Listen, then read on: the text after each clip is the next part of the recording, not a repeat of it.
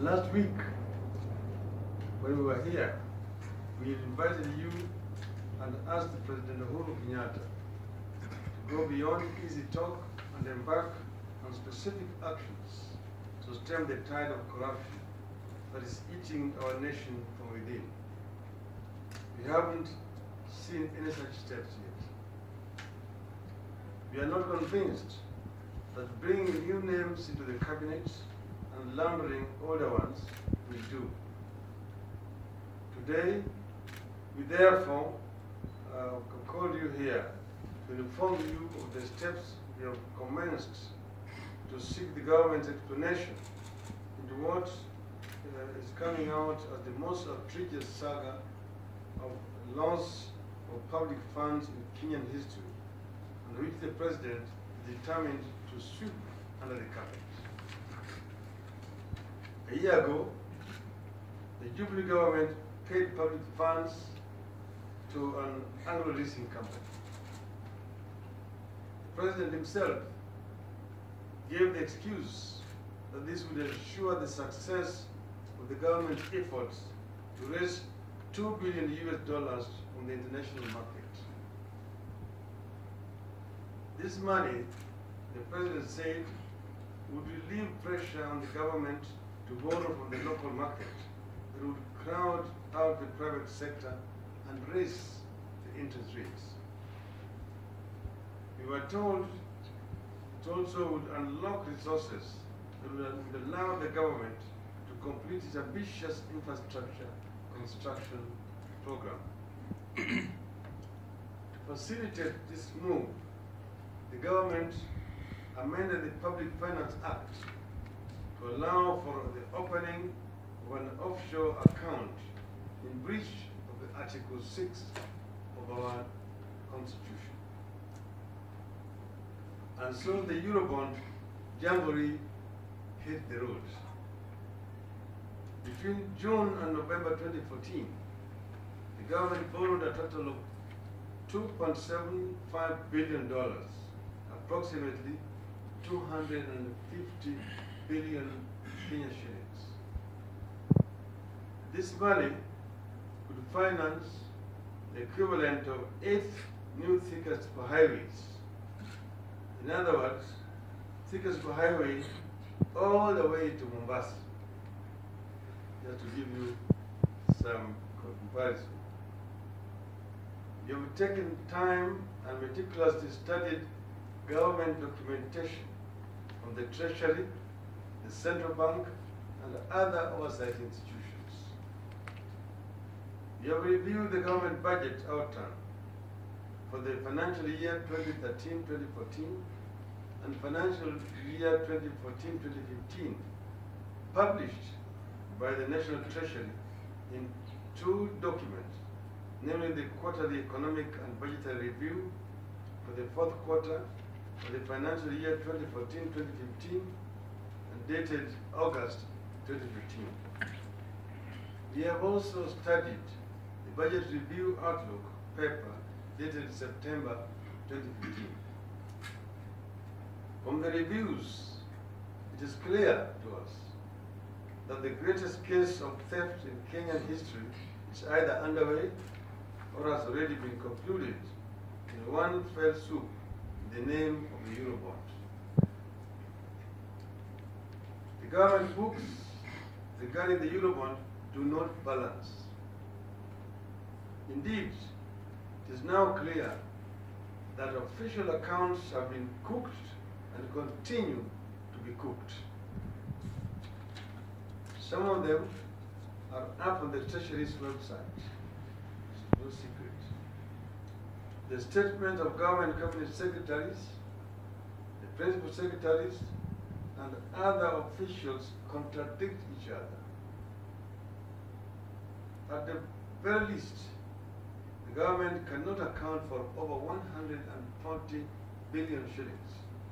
That is over $1 billion. You can't misplace $1 billion, however rich or reckless you are. Even $1 billion shillings is hard to misplace. not pocket money. Even if it had been spent in Kenya, you would have felt it. Instead, the economy today is contracting. Indeed, the government that had promised not to borrow from the local market last year borrowed a further over 200 billion shillings from the local markets, driving interest rates and crowding out private sector. Now, there is talk of borrowing still more from the international markets. You know, they said they did not want to borrow locally. That's why they are going out to Eurobond, borrow outside, to leave the local market to the private sector and the businesses. Yet they borrowed over 200 billion shillings last year. Given the lack of evidence of where and if the government has spent over $1 billion, the contradictory statements of officials, and the very obviously cooked accounts emerging from different official departments, we are forced to the alarming and unprecedented conclusion that once again, Kenyans are victims of a single case of theft that is without precedent in our history.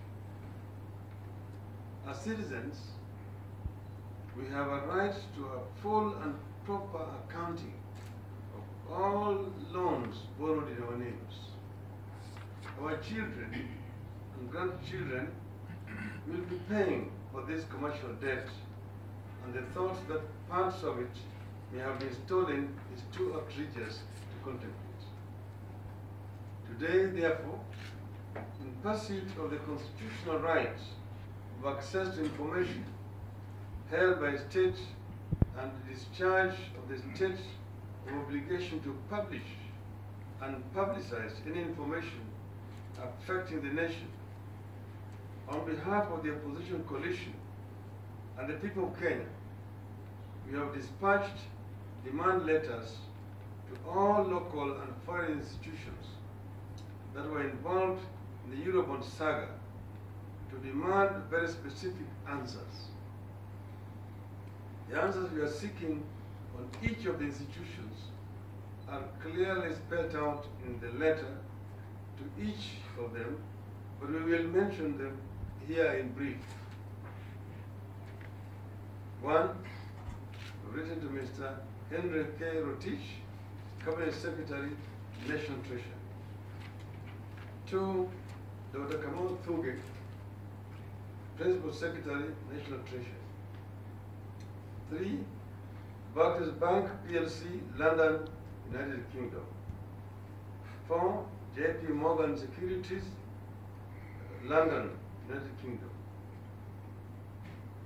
Five, QNB Capital, LLC, Doha, Qatar. Six, Standard Bank PLC, London, United Kingdom. Also Dye and Blair, Nairobi.